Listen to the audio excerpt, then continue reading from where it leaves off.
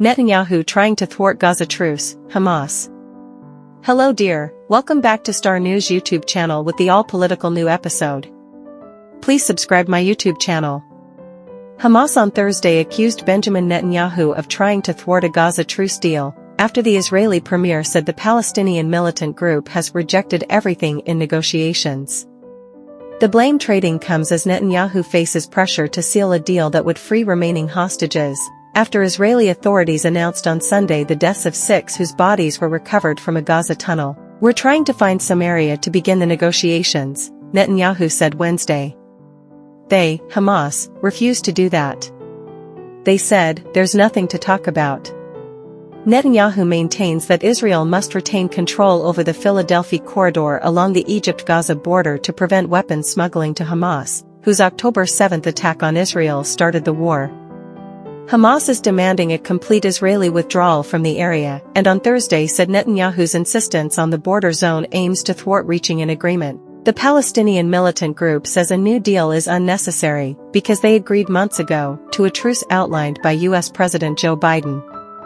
"We do not need new proposals," the group said on Telegram. "We warn against falling into the trap of Netanyahu and his tricks, who uses negotiations to prolong the aggression against our people," the Hamas statement added.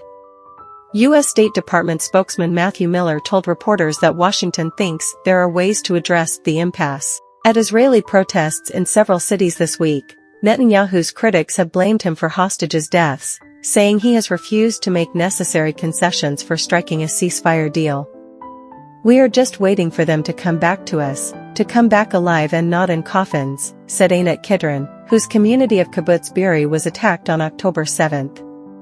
Netanyahu said questions remain in truce talks over the Palestinian prisoners who Israel would exchange for hostages. Key mediator Qatar said on Tuesday that Israel's approach was based on an attempt to falsify facts and mislead world public opinion by repeating lies.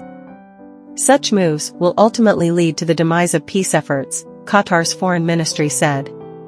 The October 7 attack by Hamas resulted in the deaths of 1,205 people, mostly civilians including some hostages killed in captivity, according to official Israeli figures.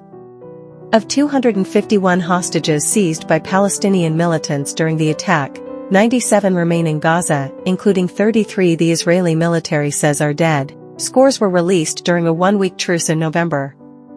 Israel's retaliatory offensive in Gaza has so far killed at least 40,861 people, according to the health ministry in the Hamas-run territory.